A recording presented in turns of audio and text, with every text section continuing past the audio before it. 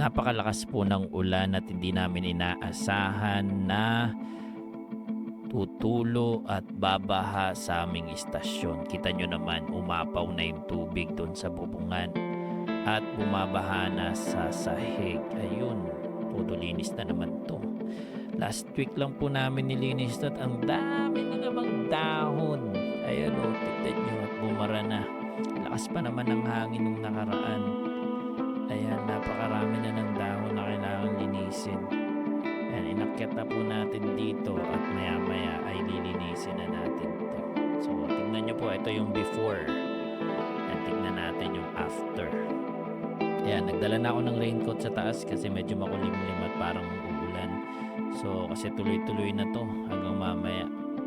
So, tinulak muna natin lahat, winalis muna natin lahat papunta sa dulo. Ayan. Kasama tong brush para sigurado may mga kasama kasing parang debris. So, kailangan yung brush para malinis na malinis. Ayan, push lang natin lahat sa baba para isahan na lang. Gagamitan natin ng walis.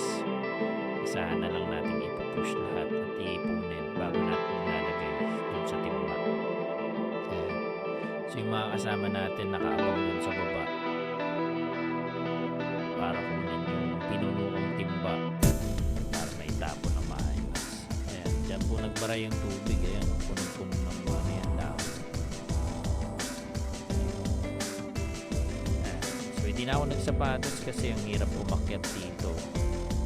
Malit lang kasi yung aakyatan. Nagchinelas na lang din tayo. Tsaka medyo putik-putik dun sa taas. Putikan na lang ako. Ayan, nagdala na rin ako ng plastic just in case. Brush lang muna.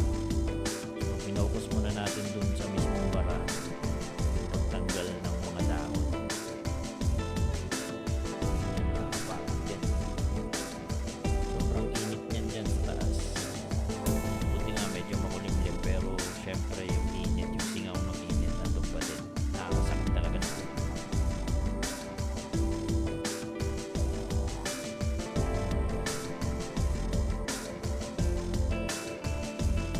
Mag-swilis lang tayo hanggang sa manipon at nakabang pa rin yung mga kasama natin sa baba para kunin yung mga naipon natin na ilalagay dun sa timba.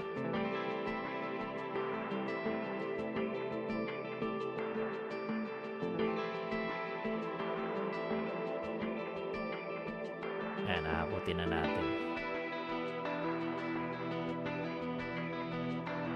So, nilagyan namin ng ano yan, ng tali gamit yung ano, firelight. Siyempre, kailangan natin mag-innovate. I mean, maging resourceful. Ayan. So, pasa-pasa na yan sa baba. Nakakutin ng dalawa, tapos bibigyan tayo ng bagong timba na walang laman at yun naman yung pupunuin natin. Ganun lang yan. Paulit-ulit lang. Kaya nag-gloves na rin tayo dito kasi medyo may kasama ng tubig. Ayan. Pagkapuno, pasa na naman dun sa baba.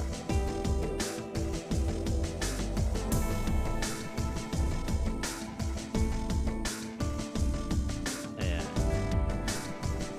Medyo mabigat na siksik na. Papasa na naman sa baba. Tapos bibigyan naman tayo ng bagong timba na walang laman. Yun, ganun lang.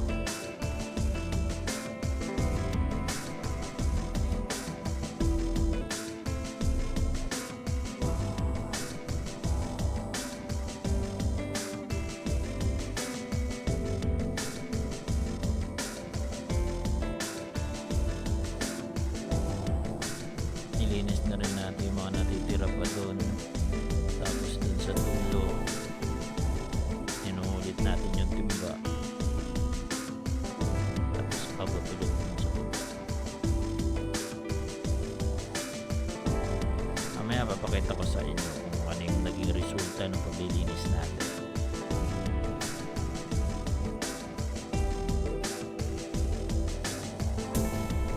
Kita niyo naman kanina kung gaano kadami tao.